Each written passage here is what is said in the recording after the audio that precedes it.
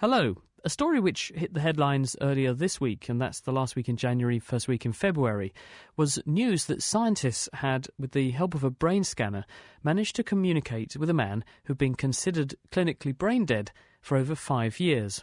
Adrian Owen is one of the researchers behind that discovery, and he's based at the MRC Cognition and Brain Sciences Unit in Cambridge. We had a paper published in the New England Journal of Medicine when we investigated a group of 23 patients who physically appeared to be vegetative, and we used a technique known as functional MRI to show that some of them actually weren't vegetative at all. What actually is the definition of a vegetative state? It's often referred to as a state of wakefulness without awareness, and people often confuse it with coma, but there are several really important differences.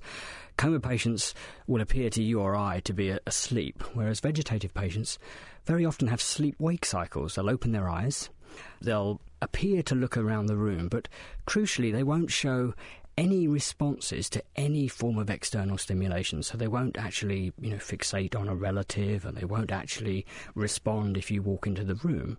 But they are animate, and that's what's so mysterious about them. What's going on neurologically to make them in that particular condition like that? Well, that's a very good question, and it depends very much on the type of injury that they've had, and this is one of the really big difficulties with this patient population. I mean, you can end up in a vegetative state following a car accident. That's obviously quite common, but you can also end up in a vegetative state due to a lack of oxygen to your brain, for example, in a drowning incident, something like that. So they tend to have very different types of brain damage, and it's often very difficult to track down exactly what the problem is.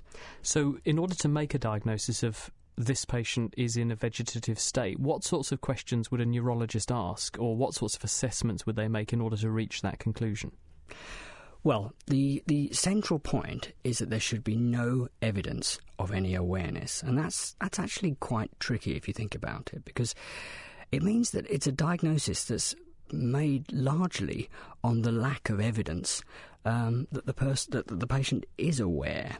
So the obvious things to try are to attract their attention, either visually or with auditory cues.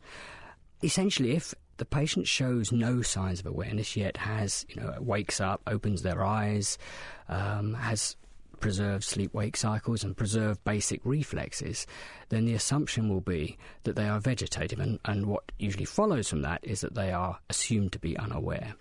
And the reason that they have those limited responses is presumably because they occur at a lower level of neurological processing, their sort of automatic functions, rather than the higher level conscious awareness that you and I have right now.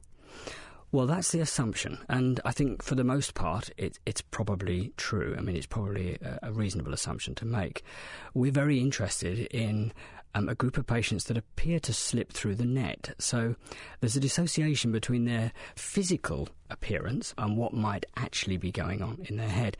And we've been trying to find those patients to detect that some of them are conscious using functional MRI.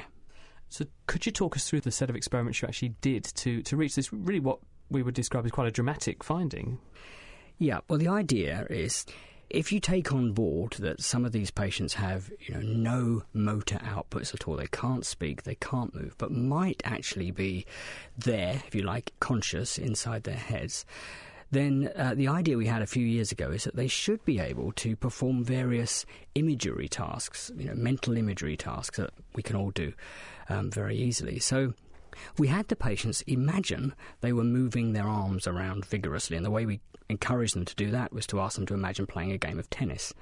And this produces very strong activation in everybody in an area known as the supplementary motor area at the top and the middle of the brain. And because this is such a robust effect, because everybody who imagines playing tennis or imagines moving their arms around will activate the supplementary motor area, we can use it as a sort of a marker that the patient is responding, but not responding by moving their body, responding by activating their brain. So you could use that as the answer to part of a question. If they thought about that, then that would tell you they could comprehend what you told them, and that perhaps they agreed if you say, I want you to think about this when I ask you a question, if you think the answer is yes or something. That's right. I mean, the first stage was to find those patients who appeared to be conscious, and for those patients we would simply say, well, imagine playing a game of tennis now. And if we saw activity in the supplementary motor area take off at that moment, and we repeated it obviously a few times, and activity stopped when we said stop, we would know that those patients were conscious. What we were then able to do in one patient was to say, well, now imagine playing tennis when you want to say yes. And we had another task, which was to move from room to room in your house. So that's so-called spatial navigation. And if you imagine getting from A to B, this will activate an entirely different area of the brain known as the parahippocampal gyrus. And that was our no response. So the patient was instructed to imagine moving around the rooms of his house, visualising everything that he saw if he wanted to say no.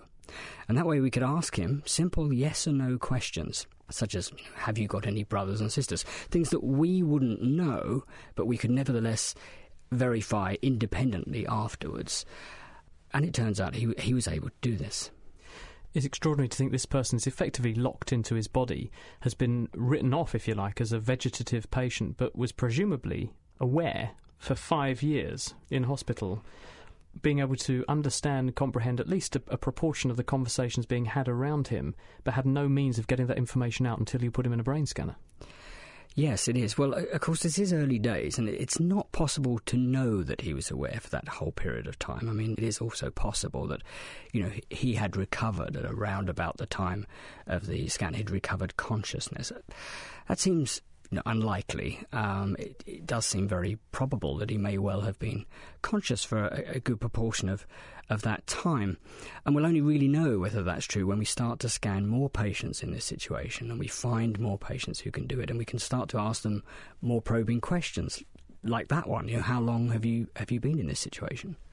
And I guess also this gives neurologists another way to probe patients when trying to make a decision about, well, what's going to be the long-term outcome for someone like this.